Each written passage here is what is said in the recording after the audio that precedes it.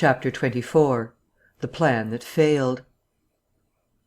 "But now," said Kemp, with a side glance out of the window, "what are we to do?" He moved nearer his guest as he spoke, in such a manner as to prevent the possibility of a sudden glimpse of the three men who were advancing up the hill road, with an intolerable slowness as it seemed to Kemp. "What were you planning to do when you were heading for Port Burdock? Had you any plan?" "I was going to clear out of the country. But I have altered that plan rather, since seeing you. I thought it would be wise, now the weather is hot and invisibility possible, to make for the south, especially as my secret was known, and every one would be on the lookout for a masked and muffled man. You have a line of steamers from here to France. My idea was to get aboard one, and run the risks of the passage. Thence I could go by train into Spain, or else get to Algiers. It would not be difficult. There a man might always be invisible, and yet live, and do things. I was using that tramp as a money box and luggage carrier, until I decided how to get my books and things sent over to meet me." "That's clear." "And then the filthy brute must needs try and rob me. He has hidden my books, Kemp, hidden my books, if I can lay my hands on him." "Best plan to get the books out of him first." "But where is he? Do you know?" "He's in the town police station, locked up by his own request, in the strongest cell in the place."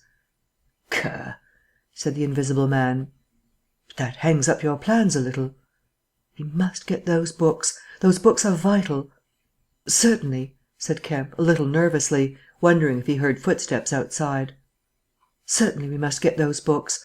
But that won't be difficult, if he doesn't know they're for you." "No," said the invisible man, and thought. Kemp tried to think of something to keep the talk going, but the invisible man resumed of his own accord. "Blundering into your house, Kemp," he said, "changes all my plans. For you are a man that can understand. In spite of all that has happened, in spite of this publicity, of the loss of my books, of what I have suffered, there still remain great possibilities, huge possibilities." "You have told no one I am here?" he asked abruptly. Kemp hesitated. "That was implied," he said. "No one?" insisted Griffin. "Not a soul." "Ah, now." The invisible man stood up, and sticking his arms akimbo, began to pace the study. "I made a mistake, Kemp, a huge mistake, in carrying this thing through alone. I've wasted strength, time, opportunities. Alone, it is wonderful how little a man can do alone.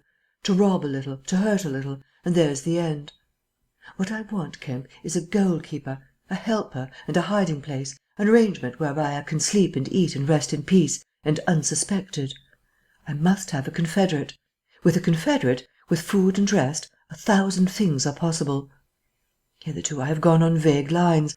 We have to consider all that invisibility means, all that it does not mean.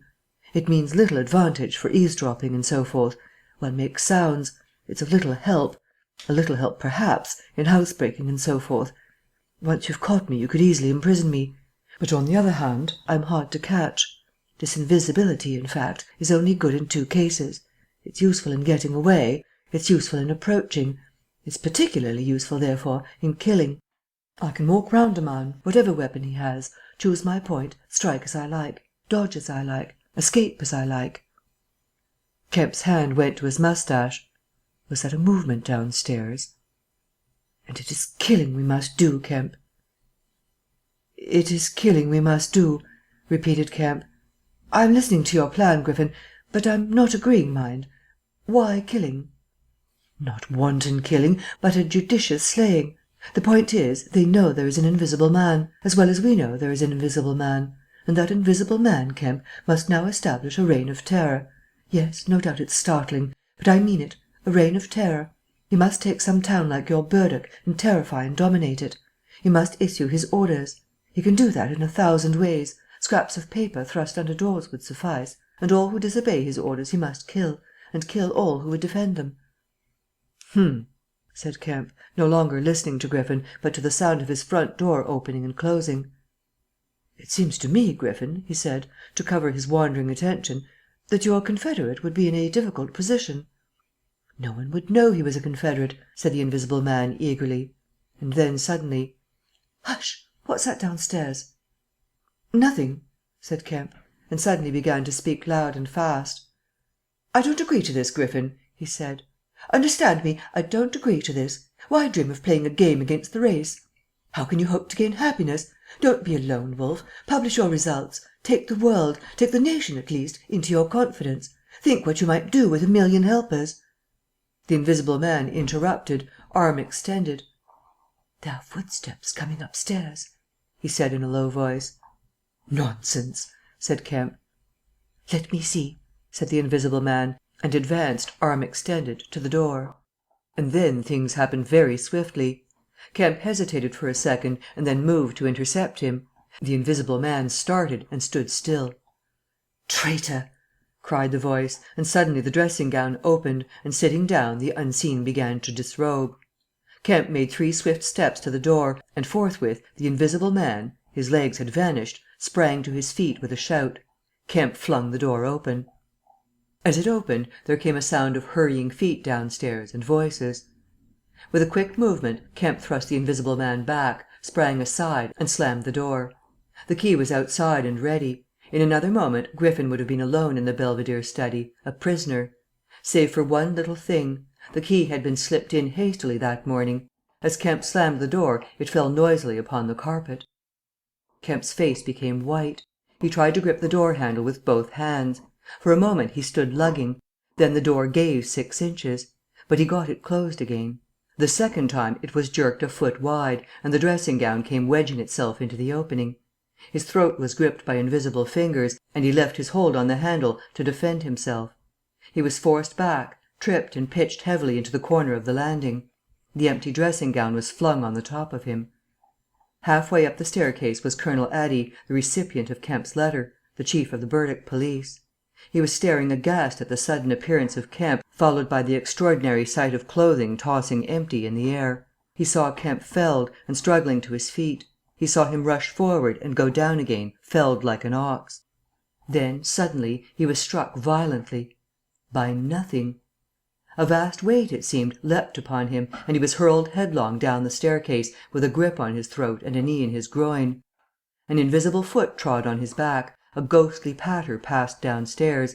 He heard the 2 police officers in the hall shout and run, and the front door of the house slammed violently. He rolled over and sat up, staring. He saw, staggering down the staircase, Kemp, dusty and dishevelled, one side of his face white from a blow, his lip bleeding, and a pink dressing gown and some underclothing held in his arms. "My God!" cried Kemp. "The game's up.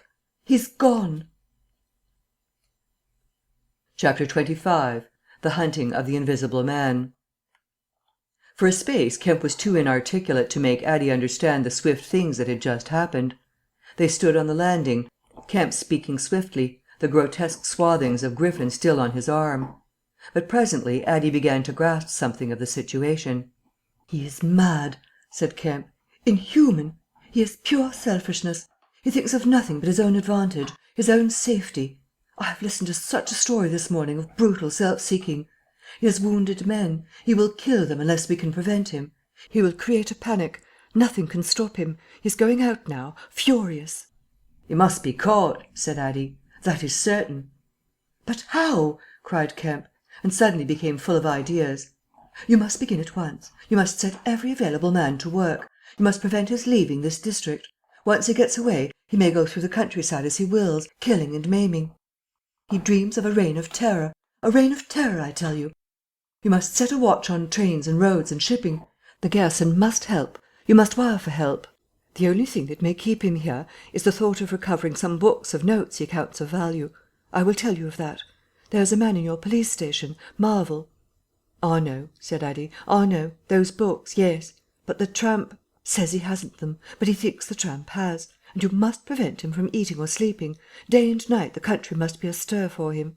Food must be locked up and secured, all food, so that he will have to break his way to it. The houses everywhere must be barred against him. Heaven send us cold nights and rain. The whole countryside must begin hunting and keep hunting. I tell you, Addie, he is a danger, a disaster. Unless he is pinned and secured, it is frightful to think of the things that may happen." "What else can we do?" said Addie. "I must go down at once and begin organising. But why not come? Yes, you come too.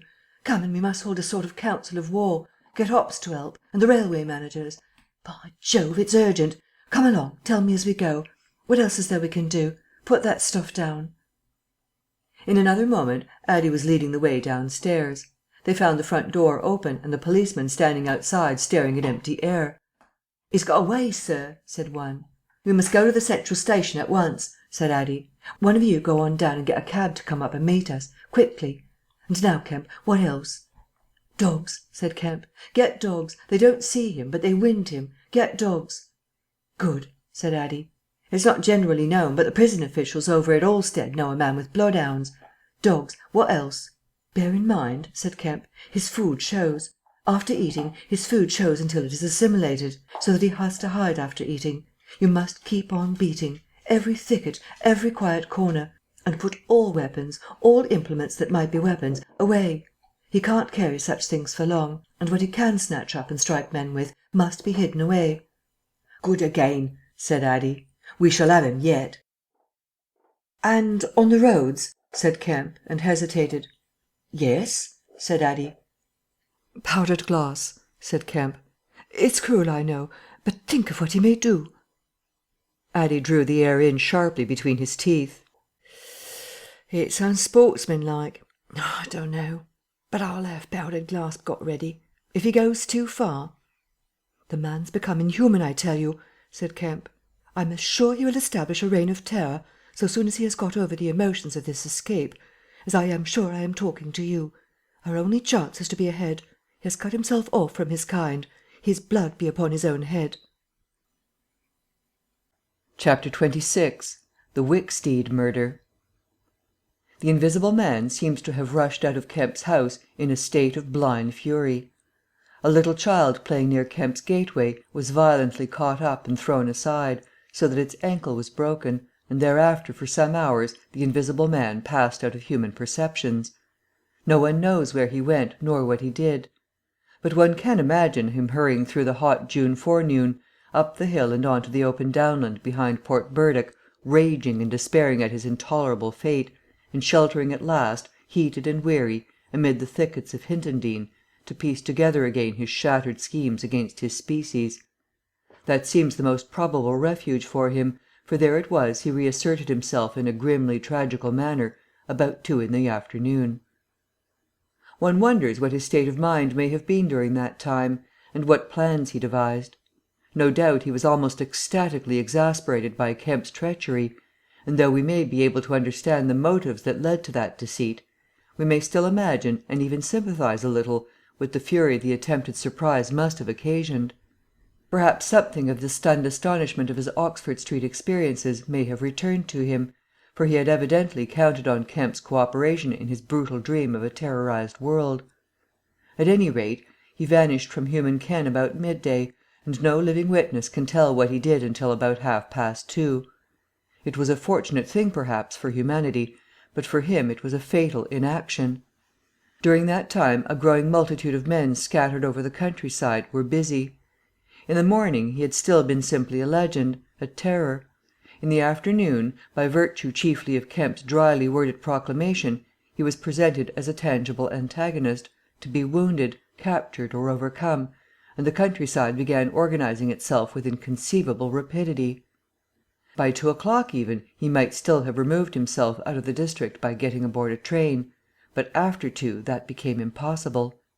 Every passenger train along the lines on a great parallelogram between Southampton, Manchester, Brighton, and Horsham travelled with locked doors, and the goods traffic was almost entirely suspended. And in a great circle of 20 miles round Port Burdock, men armed with guns and bludgeons were presently setting out in groups of 3 and 4, with dogs, to beat the roads and fields.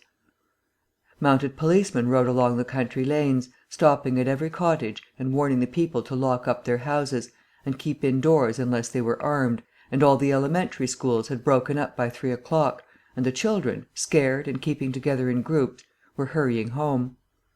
Kemp's proclamation, signed indeed by Addie, was posted over almost the whole district by 4 or 5 o'clock in the afternoon. It gave briefly but clearly all the conditions of the struggle, the necessity of keeping the Invisible Man from food and sleep, the necessity for incessant watchfulness and for a prompt attention to any evidence of his movements. And so swift and decided was the action of the authorities, so prompt and universal was the belief in this strange being, that before nightfall an area of several hundred square miles was in a stringent state of siege. And before nightfall, too, a thrill of horror went through the whole watching nervous countryside. Going from whispering mouth to mouth, swift and certain over the length and breadth of the country, passed the story of the murder of Mr. Wicksteed. If our supposition that the Invisible Man's refuge was the Hintondean thickets, then we must suppose that in the early afternoon he sallied out again bent upon some project that involved the use of a weapon. We cannot know what the project was, but the evidence that he had the iron rod in hand before he met Wicksteed is to me at least overwhelming. Of course we can know nothing of the details of that encounter. It occurred on the edge of a gravel pit, not 200 yards from Lord Burdock's lodge gate. Everything points to a desperate struggle: the trampled ground, the numerous wounds Mr. Wicksteed received, his splintered walking stick, but why the attack was made, save in a murderous frenzy, it is impossible to imagine. Indeed, the theory of madness is almost unavoidable. Mr. Wicksteed was a man of 45 or 46, steward to Lord Burdock, of inoffensive habits and appearance, the very last person in the world to provoke such a terrible antagonist. Against him it would seem the Invisible Man used an iron rod dragged from a broken piece of fence. He stopped this quiet man, going quietly home to his midday meal, attacked him, beat down his feeble defences, broke his arm, felled him, and smashed his head to a jelly. Of course he must have dragged this rod out of the fencing before he met his victim. He must have been carrying it ready in his hand. Only two details beyond what has already been stated seem to bear on the matter. One is the circumstance that the gravel pit was not in Mr. Wicksteed's direct path home, but nearly a couple of hundred yards out of his way. The other is the assertion of a little girl to the effect that, going to her afternoon school, she saw the murdered man trotting in a peculiar manner across a field towards the gravel pit. Her pantomime of his action suggests a man pursuing something on the ground before him and striking at it ever and again with his walking stick. She was the last person to see him alive. He passed out of her sight to his death, the struggle being hidden from her only by a clump of beech trees and a slight depression in the ground.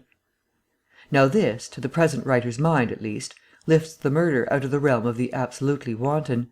We may imagine that Griffin had taken the rod as a weapon indeed, but without any deliberate intention of using it in murder. Wicksteed may then have come by and noticed this rod inexplicably moving through the air. Without any thought of the Invisible Man, for Port Burdock is 10 miles away, he may have pursued it. It is quite conceivable that he may not even have heard of the Invisible Man. One can then imagine the Invisible Man making off, quietly in order to avoid discovering his presence in the neighbourhood, and Wicksteed, excited and curious, pursuing this unaccountably locomotive object, finally striking at it. No doubt the Invisible Man could easily have distanced his middle-aged pursuer under ordinary circumstances, but the position in which Wicksteed's body was found suggests that he had the ill luck to drive his quarry into a corner between a drift of stinging nettles and the gravel pit. To those who appreciate the extraordinary irascibility of the Invisible Man, the rest of the encounter will be easy to imagine. But this is pure hypothesis. The only undeniable facts, for stories of children are often unreliable, are the discovery of Wicksteed's body, done to death, and of the blood-stained iron rod flung among the nettles. The abandonment of the rod by Griffin suggests that in the emotional excitement of the affair the purpose for which he took it, if he had a purpose, was abandoned. He was certainly an intensely egotistical and unfeeling man, but the sight of his victim, his first victim, bloody and pitiful at his feet, may have released some long-pent fountain of remorse, which for a time may have flooded whatever scheme of action he had contrived.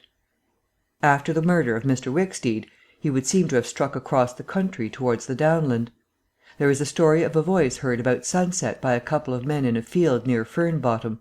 It was wailing and laughing, sobbing and groaning, and ever and again it shouted.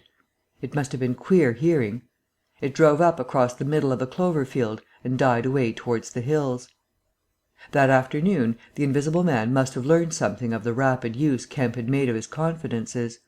He must have found houses locked and secured. He may have loitered about railway stations and prowled about inns, and no doubt he read the proclamations and realized something of the nature of the campaign against him. And as the evening advanced, the fields became dotted here and there with groups of 3 or 4 men, and noisy with the yelping of dogs.